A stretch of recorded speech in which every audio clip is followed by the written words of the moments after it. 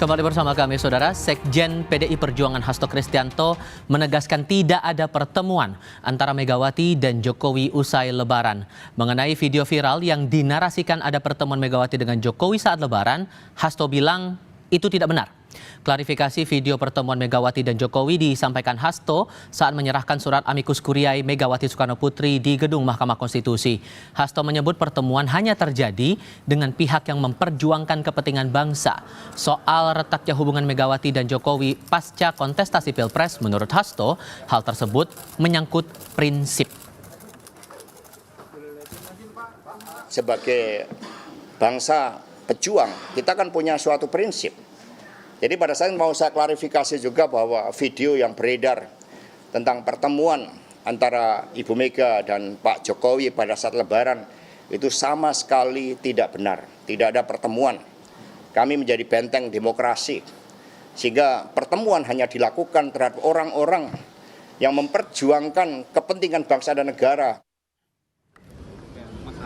Menanggapi pernyataan Sekjen PDI Perjuangan Hasto Kristianto soal perbedaan prinsip antara partai dengan Jokowi yang jadi halangan pertemuan dengan Megawati untuk terwujud, Ketua Umum Projo Budi Aris Setiadi menyebut pertemuan keduanya sulit terjadi. Meski begitu, Budi mengklaim Jokowi sebenarnya tidak menutup diri untuk dapat bertemu dengan Megawati. Budi pun meminta awak media untuk bertanya kepada pihak PDI Perjuangan yang dinilainya terlihat resisten atas pertemuan kedua tokoh tersebut. Mas Hasto kayak resisten jalan. Kita kan enggak, kita mau lanjut aja, ya. Tapi masih berpeluang nggak sih kira-kira? Waktunya sih cukup lah, tergantung lah. Tapi menurut saya sih mana aja, oke aja. Pak Presiden kan juga kasih-kasih aja, kalau ada hambatan. Kalau Mas Jokowi kan orangnya ini, santai aja. Mau ketemu rakyat aja oke, apalagi elit. Perbedaan prinsip pasca Pilpres antara PDI Perjuangan dan Jokowi kian menutup pintu pertemuan Sang Ketua Umum Megawati Soekarnoputri dengan Presiden Jokowi. Lalu apa konsekuensi politik bila kedua tokoh ini tetap pisah jalan? Kami diskusikan bersama dengan para narasumber. Bergabung saat ini Kepala Departemen Politik CSIS Arya Fernandes dan Direktur Eksekutif Indobarometer Muhammad Kodari. Kami juga masih akan berupaya menghubungi dari pihak PDI Perjuangan untuk ikut berdiskusi bersama kami kali ini. Selamat sore semuanya, apa kabar? Selamat sore, Tifa. Terima kasih seluruhnya sudah hadir bersama kami kali ini. Mas Kodari, saya ke Anda dulu. Merespon pernyataan dari Mas Hasto yang menyebut bahwa hanya akan bertemu bagi mereka yang punya kepentingan yang sama untuk kepentingan bangsa. Ini Anda menangkapnya bahwa sudah jelas bahwa tidak ada kemungkinan untuk pertemuan Jokowi Megawati ini? Ya, saya kira cukup jelas bahwa pertemuan antara Pak Jokowi dengan Ibu Mega ini sulit terjadi ya. Bahkan kalau kita belajar dari pengalaman hubungan Pak SBY dengan Ibu Mega di mana sudah 20 tahun ini tidak ketemu, jangan-jangan antara Pak Jokowi dengan Ibu Mega ini 25 tahun ke depan pun belum ketemu juga ini.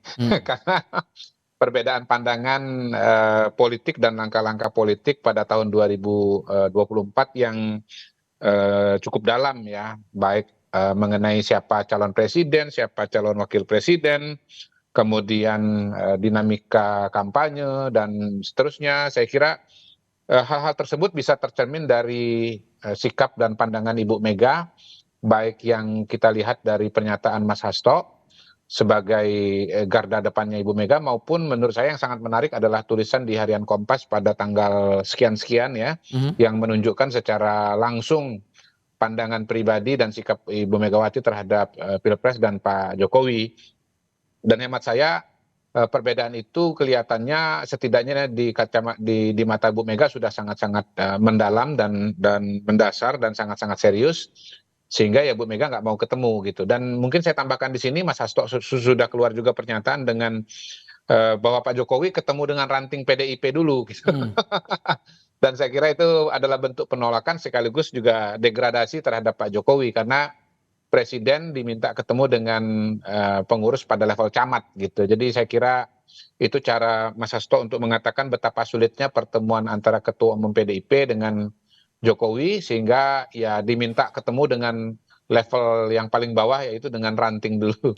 Itu saya kira, Bung Tifal. Mas Arya, Anda menangkap juga hal yang sama atau ada hal lain di balik pernyataan Mas Hasto ini, sebatas pada bahwa sudah tidak ada kemungkinan untuk bertemu, atau ada hal lain?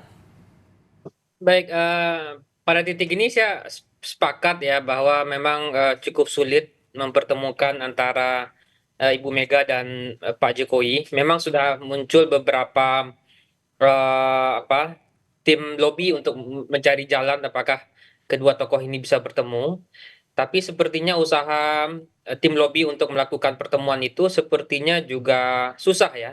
Hmm. Karena baik Bu Mega maupun Pak Jokowi itu juga saat ini memiliki dua pandangan yang relatif berbeda ya, satu ekstrim tertentu gitu ya, dan di sisi yang lain gitu ya. Jadi kondisi tersebut juga menyulitkan karena bagi PDIP sendiri pilihan-pilihan politik yang dilakukan oleh Pak Jokowi selama Pilpres 2024 juga dianggap kurang menguntungkan bagi partai.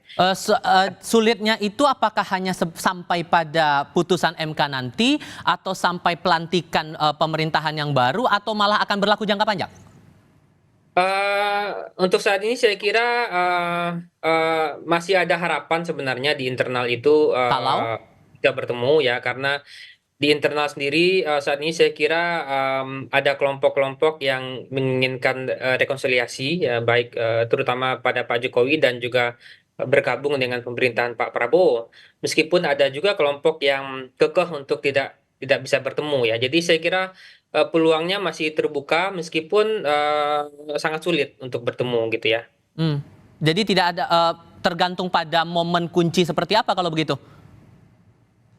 Seperti tadi saya sampaikan bahwa dalam perkiraan saya di internal PDI Perjuangan sendiri ada faksi-faksi yang justru juga menginginkan rekonsiliasi ya. Jadi menyelesaikan konflik yang terjadi antara PDIP dengan Pak Jokowi, dan juga ada faksi-faksi yang juga ingin mendorong PDIP untuk bergabung bersama pemerintahan ya. Nah, titik pertemuan itulah yang mungkin akan menjadi pintu masuk untuk bisa PDI bertemu dengan apa namanya dengan Ibu Mega, dengan Pak Jokowi gitu. Oke, Mas Kodari, kira-kira adakah peluang dari pembantunya Jokowi untuk berupaya melobi Megawati untuk melakukan pertemuan begitu? Karena kan dilihat ini Mas Hasto terus yang menyampaikan bahwa tampak resisten begitu kalau mengutip pernyataannya Bung Budi Aris Setiadi begitu. Iya, iya. Ya, saya kira kalau bicara Pak Jokowi pada hari ini kelihatannya justru beliau nunggu bola ya. Karena beliau tahu bahwa kata kuncinya sebetulnya pada hari ini datang dari sisi Ibu Mega, bukan dari Pak Jokowi itu sendiri. Jadi Pak Jokowi mau kirim utusan siapapun, bagaimanapun, kalau misalnya pintunya sudah tertutup seperti sekarang ini dan saya belum melihat sinyal-sinyal pintu itu akan dibuka, maka rasa-rasanya sulit. Kalaupun ada orang yang berperan dan bisa berperan untuk komunikasi dengan Tuku Umar, saya kira tadi sudah disebut, itu bukan kabinetnya Pak Jokowi, bukan Menteri Pak Jokowi, tetapi Ibu Puan Maharani. Nah, kalau Mbak Puan yang notabene anaknya Bu Mega tidak bisa membuka pintu itu, ya mau bilang apa? Orang lain pasti sudah tidak bisa gitu. Jadi Mas Kodari? itu. Oke. Ya, Boleh diulang lagi Mas sikap-sikap Kodari? politiknya. Kurang terdengar tadi. Ya, saya kira kalau Mbak Puan nggak bisa, maka bisa kita katakan bahwa sulit berharap kepada orang lain. Dan Oke. sebetulnya pada hari ini kan memang kata kuncinya ada di Ibu Mega. Dan sampai hari ini saya lihat dari pernyataan Mas Hasto, tulisan Ibu Mega sendiri, memang arahnya itu menutup pintu dari Pak Jokowi. Saya nggak tahu ya apakah setelah keputusan MK misalnya akan ada perubahan sikap atau tidak, tetapi saya agak pesimis. Karena perbedaan pandangan politik Pak Jokowi dengan Ibu Mega ini nampaknya dalam sekali di tahun 2024 ini, sehingga Tapi kalau bahkan menurut lebih Anda dalam. kepentingan apa yang coba dikejar oleh Pak Jokowi untuk bisa melakukan rekonsiliasi dengan Bu Mega ini? Sebetulnya saya tidak melihat ada kepentingan yang sangat signifikan ya. Makanya mungkin Pak Jokowi juga cenderung pasif karena beliau kan akan menyelesaikan masa jabatannya. Lain kalau misalnya beliau akan memerintah lagi 5 tahun yang akan datang. Jadi sebetulnya pertanyaan itu lebih relevan diajukan kepada Pak Prabowo. Dan saya kira pada hari ini memang Ibu Mega sebetulnya sedang memainkan catur politiknya dan kartu politiknya dengan cara mau mengatakan mau ketemu dengan Pak Prabowo tapi tanpa Pak Jokowi gitu loh. Dan pada titik ini kemudian kita menjadi dalam tanda kutip ya menebak-nebak langkah apa yang akan diambil oleh Pak Prabowo? Apakah akan menggandeng Pak Jokowi meninggalkan Ibu Mega atau sebaliknya menggandeng Ibu Mega meninggalkan Pak Jokowi ya? Walaupun saya bisa katakan dalam perjalanan politik beberapa waktu terakhir ya, bahkan 5 tahun terakhir ini, memang sebetulnya ya hubungan antara Pak Jokowi dengan Pak Prabowo itu hubungannya real, baik persamaan pemikiran mengenai Indonesia maju, kecocokan pribadi, apalagi kemudian ya saya kira tidak mungkin lah Pak Prabowo itu tidak cocok dengan Pak Jokowi kalau tidak melihat potensi Pak Jokowi dan pada sisi Gibran begitu. Jadi saya melihat sih kemungkinannya Pak Prabowo akan jalan dengan Pak Jokowi dan karena itu kemungkinan PDI Perjuangan 5 tahun ke depan itu akan ada di luar pemerintahan. Begitu. Oke, kalau menurut Anda Mas Arya, titik temu antara kedua tokoh ini yang tampaknya belum juga ditemukan, apakah akan mempersulit posisi Prabowo ke depannya? Saya kira Pak Prabowo sekarang ini sebenarnya punya beberapa opsi ya. Opsi yang pertama itu tetap bersama partai-partai 02 dengan 48 kursi. Opsi itu tentu sangat berisiko dan menurut saya tidak mungkin akan dipilih oleh Pak Prabowo ya karena akan berisiko sekali di DPR. Nah, karena itu berisiko muncullah opsi kedua ya. Opsi kedua itu tentu menggandeng partai koalisi lainnya, bisa Nasdem dan PKB. Kalau itu bisa dilakukan, kalau bisa mendapatkan dua partai itu, tentu dukungan di DPR itu bisa di atas angka 71%. Tapi sebenarnya juga Pak Prabowo juga punya opsi ketiga. Apa Opsi itu? ketiga misalnya kalau misalnya negosiasi atau Nasdem dan PKB itu terlalu high call gitu ya. Pilihannya bisa dengan PDI Perjuangan. Nah, karena dengan PDI Perjuangan itu hanya negosiasi dengan satu partai dan bisa mendapatkan 67% kursi di DPR. Jadi Pak Prabowo saat ini punya banyak opsi ya, dengan tentu dengan risiko-risiko yang tadi. Opsi pertama hampir kecil dilakukan karena risikonya terlalu besar. Opsi 2 dan 3 saya kira masih terbuka ya. Apakah opsi kedua itu menggandeng PKB dan Nasdem atau opsi ketiga PDI Perjuangan? Karena kalau kita lihat presiden-presiden yang terpilih pasca reformasi selalu muncul dengan kekuatan politik yang besar di DPR Oke. ya. Misalnya di penghujung Pak Jokowi ini nyaris semua 9 partai di DPR hanya menyisakan PKS yang di Baik. luar kabinet gitu ya. Oke, sehingga kemudian kalaupun nanti pertemuan antara Mega dan Jokowi ini tidak terwujud, apakah kemudian akan ada peluang bagi Prabowo untuk meninggalkan Jokowi demi mengamankan masa depan pemerintahannya nanti? Karena kalau kita ingat di parlemen juga PDI Perjuangan masih memegang peran yang cukup signifikan di sini, menang dalam Pileg 2024. Apakah peluang itu akan terjadi atau tidak? Kita akan lanjutkan lagi diskusinya usai jeda berikut ini. Hingga di paruh kedua diskusi ini kami masih menantikan pihak politisi PDI Perjuangan untuk ikut bergabung dalam diskusi kami kali ini. Mas Kodari, dengan hubungan yang masih belum menemukan titik temu sebetulnya, apakah ada peluang bagi Pak Prabowo untuk meninggalkan Jokowi, mengingat posisi PDI Perjuangan juga masih menjuarai di parlemen begitu, untuk mengamankan pemerintahannya ke depan? Saya mau menambahkan bahwa sampai hari ini pun sebetulnya Pak Prabowo kan belum ketemu dengan Ibu Mega. Jadi sebetulnya nasibnya Pak Prabowo ini 11-12 dengan Pak Jokowi. Oke. Belum ditemui oleh Ibu Mega dan artinya rasa senasib sepenanggungan itu muncul di antara Pak Jokowi dengan Pak Prabowo. Apalagi sekarang kita bicara ada Gibran sebagai wakilnya Pak Prabowo. Pak Jokowi sekarang ada di pemerintahan, lalu Pak Prabowo akan melanjutkan pemerintahan Pak Jokowi. Jadi saya melihat sih pada hari ini ya kemungkinannya akan berjalan Prabowo dengan Jokowi. Di sisi yang lain saya tambahkan sedikit bahwa sebetulnya nggak mudah juga PDI masuk ke dalam kabinetnya Prabowo Gibran ya, walaupun tidak ada Pak Jokowi, tapi di situ kan ada Jokowi Junior yaitu Mas Gibran. Yang kedua nanti di dalam akan ketemu dengan Pak SBY dan SBY Junior yaitu AHY yang saya yakin pasti akan masuk sebagai menteri. Lalu kemudian bisa ketemu juga dengan Surya Paloh, Nasdem, yang juga notabene selama ini hubungannya nggak bagus dengan PDI. Bahkan saya tambahkan mungkin ya nanti ya ada dalam tanda kutip ya seperti Pak Prabowo itu kan sering diasosiasikan dengan Pak Harto dan seterusnya dan itu ya dianggap sebagai musuh oleh PDI Perjuangan. Jadi sebetulnya ke PDI Perjuangan masuk ke dalam juga belum tentu merasa nyaman, belum tentu merasa feel at home. Karena banyak lawan-lawannya di dalam sana. Oke, saya tahan dulu di situ karena Bang Sukur Nabamu sudah bergabung bersama kami saat ini. Bang Sukur sudah mendengar suara saya, Bang? Sudah dengar Mas Oke, Kodari? Sudah dengar. jadi ini fix nih, udah nggak akan ada pertemuan nih yang namanya antara Bu Megawati dengan Pak Jokowi. Dan semata alasannya masalah kepentingan bangsa itu tadi yang tidak sama. Iya. Iya, masalah pertemuan kan bisa saja, tetapi urgensinya apa? Bagi saya, Pak Jokowi itu kan udah masa lalu. Ya sekarang dia tinggal menyelesaikan apa saja masalah-masalah yang dibuat khususnya terkait dengan pemilu 2024. Nah sekarang bagaimana menyelesaikan persoalan-persoalan itu kita tunggu MK. Nah yang paling penting sekarang ini adalah pemerintahan baru, kita tunggu MK. Jika memang disahkan apa yang terjadi di 14 Februari, ya sudah bagaimana pemerintahan baru nanti untuk membangun pemerintahan yang stabil, kan gitu. Nah bertemu juga dengan sandiwara kan tidak penting. Yang paling penting itu kan setiap warga negara memiliki pandangan untuk membangun bangsanya lebih baik, ya kan itu. Jadi saya selalu ditanya kapan bertemu dengan Pak Jokowi, saya bilang urgensinya apa? Pak Jokowi kan udah bagian daripada masa lalu. Tapi Dan sebetulnya pernyataan Pak Hasto kemarin yang bilang tidak ada pertemuan itu apakah pernyataan Pak Hasto pribadi atau mewakili Ibu Mega yang sudah menyatakan juga hal yang sama sebetulnya? Lah, persoalannya adalah ini kan terlalu banyak masalah-masalah yang timbul sebelumnya. Nah, tentu kan tidak mudah. Jangan sampai misalnya karena kita misalnya ada sesuatu perbedaan yang sangat mendasar, kita tidak mau bertemu berarti kita tidak mencintai bangsa. Jangan juga diasosiasikan seperti itu.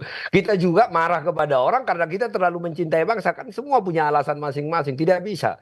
Jadi mari kita menghormati prinsip apa yang kita miliki. Tetapi yang paling penting statement saya tadi Mas Kodari, bahwa Pak Jokowi itu sudah bahagian daripada masa lalu. Apapun nanti keputusan di MK 2024 itu adalah keputusan tertinggi, ya kita hormati. Tentu saja kami akan menghormati mau seperti apapun nanti itu.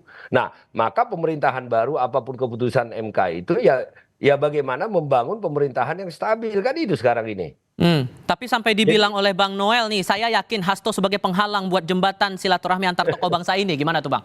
Aku nggak mau ngerespon itu. Apa urusannya Noel dengan Pak Hasto? Pak Hasto adalah sekjen daripada partai pemenang 3 kali berturut-turut. Jadi kalau saya merespon setiap komentar orang ya tidak pada tempatnya lah. Tapi disebut sebagai penghalang, tepat nggak tuh?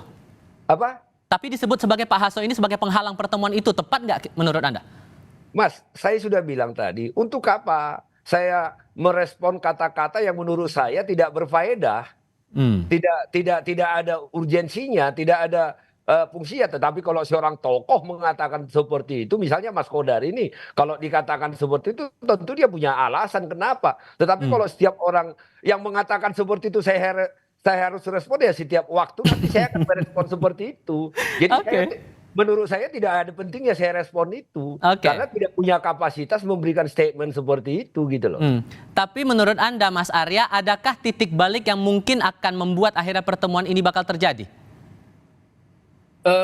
Saya kira begini ya, memang sangat sulit untuk memperkirakan saat ini pertemuan itu akan terwujud ya. Dengan berbagai kompleksitas yang terjadi, tidak hanya di sisinya PDIP, tapi juga di sisinya Pak Jokowi maksud saya. Nah, dengan kompleksitas itu, kalau kita perkirakan sekarang, itu memang belum ketemu. Tapi ke depan saya kira, kita memang harus juga mendorong agar partai oposisi ini ke depan bisa kuat ya. Karena dengan begitulah demokrasi kita akan tumbuh dan juga kuat ya. Nah, kita memang dihadapkan pada 2 pilihan, apakah pemerintahan yang kuat dengan menggabungkan semua kekuatan di DPR, atau memastikan demokrasi yang kuat dengan menyisakan kekuatan oposisi di DPR. Nah, kalau hari ini kita menunjukkan bagaimana Pak Jokowi mengambil semua kekuatan di DPR dan hanya menyisakan PKS ya.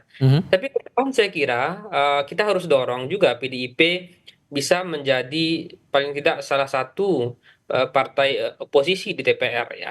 Dengan begitu akan ada kontrol yang kuat juga kepada pemerintahan baru, dan ketika ada kontrol tentu akan ada variasi-variasi dan alternatif-alternatif kebijakan yang akan timbul gitu ya. Dan menurut saya itu akan baik bagi kita ke depannya.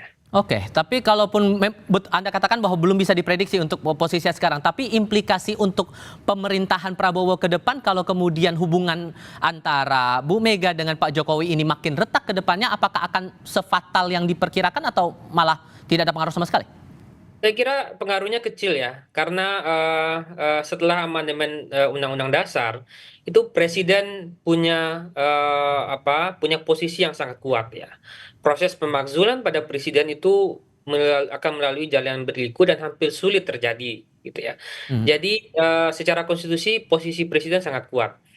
Dan kalaupun PDIP misalnya nanti tidak bergabung di pemerintah ya, Pak Prabowo masih punya opsi Partai Nasdem dan PKB gitu ya. Hmm. Dan si angkanya juga sudah sekitar 70%, masih cukup baik gitu ya. Hmm. Jadi saya kira tidak ada yang perlu dikhawatirkan ya, apakah dan juga tidak berisiko karena ketika misalnya Pak SBY ketika itu juga pada periode pertama setelah Golkar bergabung didukung oleh sekitar 70% kursi di DPR juga survive juga gitu ya. Oke. Kalau kemudian sudah menutup dirilah kesannya begitu untuk berkomunikasi dengan Pak Jokowi karena dipandang tidak ada urgensinya, lalu juga belum ketemu dengan Pak Prabowo, dan itu apakah nanti kemudian PDI Perjuangan, Bang Sukur, akan konsisten menjadi oposisi yang konsisten dengan posisinya begitu? Orang itu kan dilihat tindakannya bukan kata-katanya. Belakangan ini kan terlalu banyak kita berbicara A, B, C, D, E, tetapi karakter dan tindakannya tidak seperti itu. Jadi sekali lagi saya cuma mau ingatkan, orang itu dilihat dari tindakannya, tindakan di masa lalunya. Nah, kalau kita lihat kami di PDI Perjuangan, tindakan-tindakan masa lalu kami, ya, jika kami memang di awal tidak di dalam satu perjuangan, ya. Apakah itu di mana di Pilpres atau Pilgub Pilkada, ya kami tidak akan bersama-sama. Bakal jadi efektif nggak tuh Bang di parlemen? Karena kan nggak bisa ngeblok melawan posisi 02 yang koalisinya ini besar sekali. ini kan persoalannya kita ini membangun bangsa, bukan masalah mau menghancurkan pemerintahan yang ada. Kalau misalnya kita mau menghancurkan pemerintahan yang ada, dah tentu ini kita akan adu kekuatan. Tetapi kita bicara di parlemen bagaimana kita melakukan check and balance. Kalau pemerintah, apa yang dilakukan oleh pemerintah itu tidak baik, nah tentu kita akan menyatakan tidak. Nah, masalah kita nanti kita katakan tidak itu, kita memenangkan pertarungan itu urusan lain. Yang penting rakyat tahu sehingga untuk 2029 kita dipercaya kembali. Posisinya itu adalah ini kita tidak mau menghancurkan pemerintahan yang ada, tetapi kita mau melakukan atau mengkoreksi check and balance terhadap seluruh kebijakan pemerintahan yang ada. Jika MK ya, saya pada posisi mengatakan kami itu akan berada di luar pemerintahan nanti. Nah, tetapi jika MK memutuskan seperti yang diputuskan oleh KPU, nah tentu tindakan-tindakan kami kan selalu searah dengan kata-kata kami, tidak berubah. Hari ini kami mengatakan kami akan menjadi tidak bahagian dari pemerintah dengan macam-macam, tetapi besok berubah. Itu kan itu yang dikatakan bro pengamat tadi. Mas Kodari juga kan paham itu. Lama juga kan kenal dengan PDI Perjuangan kan. Nah, hal-hal seperti itu kan, dan tadi kan saya sempat tadi mendengar bahwa ya PDI Perjuangan kan di posisi begini kan sangat dibutuhkan bangsa dan negara kita. Apapun nanti yang terjadi di keputusan MK. Tetapi satu hal yang saya sampaikan tadi, udah, mari kita buat Pak Jokowi ya sudah selesai. Nah, sekarang bagaimana membangun pemerintahan ke depan? Karena apapun itu kan, apapun keputusan MK, seandainya misalnya seperti KPU kan bukan lagi Pak Jokowi yang jadi pengambil keputusan, kecuali ada dua, nanti coba ditanya Pak Kodari, apakah ada dua matahari atau satu matahari, kan gitu. Oke, nah saya lempar ke Bung Kodari kalau begitu. Itu implikasi politiknya akan diperhatikan juga oleh Pak Prabowo melihat hubungan yang retak antara Megawati dan Pak Jokowi ini? Ya, saya kira kalau kembali kepada diskusi kita di awal ya, pertama ada perbedaan pandangan yang dalam antara Pak Jokowi dengan Ibu Mega tahun 2024 ini. Jadi kalau pertanyaannya apakah ketemu atau tidak, menurut saya satu variabel itu saja sudah membuat saya bisa mengatakan bahwa 25 tahun ke depan pun jangan-jangan nggak bisa ketemu. Apalagi ini menarik dari Bang Sukur Nababan yang mengatakan bahwa Pak Jokowi adalah masa lalu. Ya segera akan berakhir masa jabatannya. Dan karena itu ya buat saya sih PDI Perjuangan akan memikirkan konstelasi politik ke depan. Dan sebetulnya pertanyaan yang akan lebih relevan adalah apakah akan terjadi pertemuan atau tidak antara Megawati dengan Prabowo kan? Kalau ketemu artinya menjadi bagian dari pemerintahan. Tapi kalau nggak ketemu berada di luar.